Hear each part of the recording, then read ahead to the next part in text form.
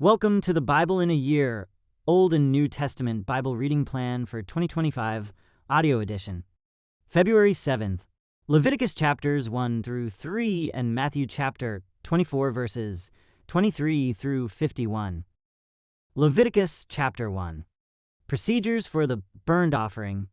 The Lord called to Moses from the tabernacle and said to him, "Give the following instructions to the people of Israel. When you present an animal as an offering to the Lord, you may take it from your herd of cattle or your flock of sheep and goats. If the animal you present as a burnt offering is from the herd, it must be a male with no defects. Bring it to the entrance of the tabernacle so you may be accepted by the Lord.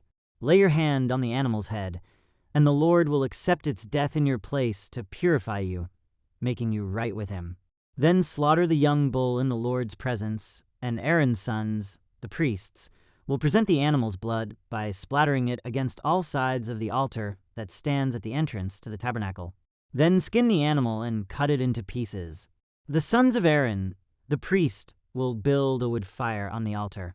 They will arrange the pieces of the offering, including the head and fat, on the wood burning on the altar. But the internal organs and the legs must first be washed with water. Then the priest will burn the entire sacrifice on the altar as a burnt offering. It is a special gift, a pleasing aroma to the Lord. If the animal you present as a burnt offering is from the flock, it may be either a sheep or a goat, but it must be a male with no defects. Slaughter the animal on the north side of the altar in the Lord's presence, and Aaron's sons, the priests, will splatter its blood against all sides of the altar. Then cut the animal in pieces, and the priests will arrange the pieces of the offering, including the head and fat, on the wood burning on the altar.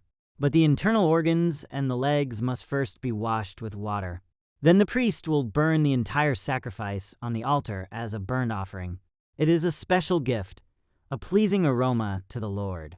If you present a bird as a burnt offering to the Lord, choose either a turtle dove or a young pigeon. The priest will take the bird to the altar, wring off its head, and burn it on the altar. But first he must drain its blood against the side of the altar. The priest must also remove the crop and the feathers, and throw them in the ashes on the east side of the altar. Then, grasping the bird by its wings, the priest will tear the bird open, but without tearing it apart. Then he will burn it as a burnt offering on the wood burning on the altar. It is a special gift, a pleasing aroma to the Lord. Leviticus chapter 2. Procedures for the grain offering. When you present grain as an offering to the Lord, the offering must consist of choice flour. You are to pour olive oil on it, sprinkle it with frankincense, and bring it to Aaron's sons, the priests. The priest will scoop out a handful of the flour moistened with oil, together with all the frankincense, and burn this representative portion on the altar. It is a special gift, a pleasing aroma to the Lord. The rest of the grain offering will then be given to Aaron and his sons. This offering will be considered a most holy part of the special gifts presented to the Lord.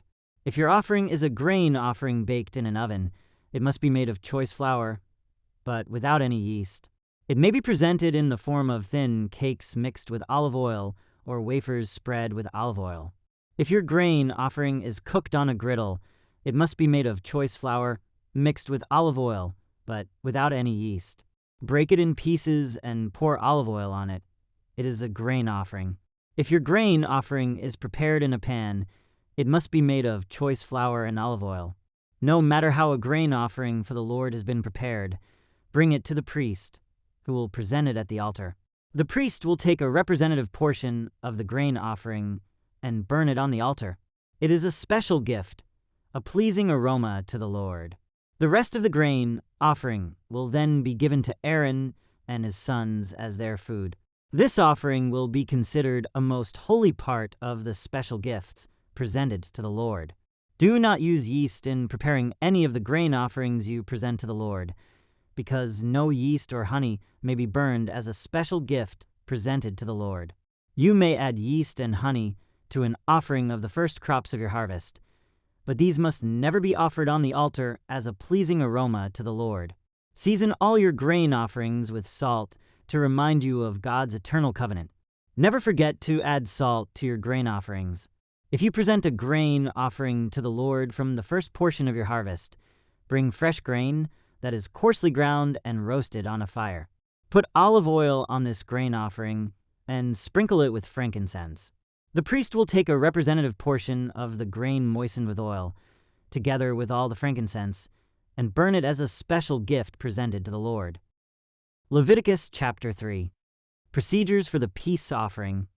If you present an animal from the herd as a peace offering to the Lord, it may be a male or a female, but it must have no defects. Lay your hand on the animal's head and slaughter it at the entrance of the tabernacle. Then Aaron's sons, the priests, will splatter its blood against all sides of the altar. The priest must present part of this peace offering as a special gift to the Lord. This includes all the fat around the internal organs, the 2 kidneys, and the fat around them near the loins, and the long lobe of the liver. These must be removed with the kidneys, and Aaron's sons will burn them on top of the burnt offering on the wood burning on the altar. It is a special gift, a pleasing aroma to the Lord. If you present an animal from the flock as a peace offering to the Lord, it may be a male or a female, but it must have no defects. If you present a sheep as your offering, bring it to the Lord, lay your hand on its head, and slaughter it in front of the tabernacle. Aaron's sons will then splatter the sheep's blood against all sides of the altar. The priest must present the fat of this peace offering as a special gift to the Lord. This includes the fat of the broad tail cut off near the backbone, all the fat around the internal organs, the 2 kidneys and the fat around them near the loins, and the long lobe of the liver. These must be removed with the kidneys, and the priest will burn them on the altar. It is a special gift of food presented to the Lord. If you present a goat as your offering, bring it to the Lord, lay your hand on its head, and slaughter it in front of the tabernacle. Aaron's sons will then splatter the goat's blood against all sides of the altar. The priest must present part of this offering as a special gift to the Lord. This includes all the fat around the internal organs, the 2 kidneys, and the fat around them near the loins, and the long lobe of the liver. These must be removed with the kidneys, and the priest will burn them on the altar. It is a special gift of food, a pleasing aroma to the Lord. All the fat belongs to the Lord. You must never eat any fat or blood. This is a permanent law for you, and it must be observed from generation to generation, wherever you live. Matthew chapter 24, verses 23 to 51. Then if anyone tells you, "Look, here is the Messiah," or "There he is," don't believe it. For false messiahs and false prophets will rise up and perform great signs and wonders so as to deceive, if possible, even God's chosen ones. See, I have warned you about this ahead of time. So if someone tells you, "Look, the Messiah is out in the desert," don't bother to go and look. Or, "Look, he is hiding here," don't believe it. For as the lightning flashes in the east and shines to the west, so it will be when the Son of Man comes. Just as the gathering of vultures shows there is a carcass nearby, so these signs indicate that the end is near. Immediately after the anguish of those days, the sun will be darkened, the moon will give no light, the stars will fall from the sky, and the powers in the heavens will be shaken. And then at last, the sign that the Son of Man is coming will appear in the heavens, and there will be deep mourning among all the peoples of the earth. And they will see the Son of Man coming on the clouds of heaven with power and great glory. And he will send out his angels with the mighty blast of a trumpet, and they will gather his chosen ones from all over the world, from the farthest ends of the earth and heaven. Now learn a lesson from the fig tree. When its branches bud and its leaves begin to sprout, you know that summer is near. In the same way, when you see all these things, you can know his return is very near, right at the door. I tell you the truth, this generation will not pass from the scene until all these things take place. Heaven and earth will disappear, but my words will never disappear. However, no one knows the day or hour when these things will happen, not even the angels in heaven or the Son himself. Only the Father knows. When the Son of Man returns, it will be like it was in Noah's day. In those days before the flood, The people were enjoying banquets and parties and weddings right up to the time Noah entered his boat. People didn't realize what was going to happen until the flood came and swept them all away.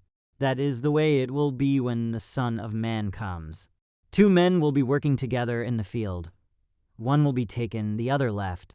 2 women will be grinding flour at the mill. One will be taken, the other left.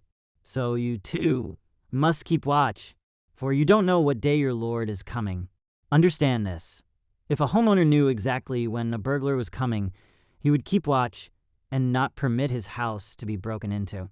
You also must be ready all the time, for the Son of Man will come when least expected. A faithful, sensible servant is one to whom the master can give the responsibility of managing his other household servants and feeding them. If the master returns and finds that the servant has done a good job, there will be a reward.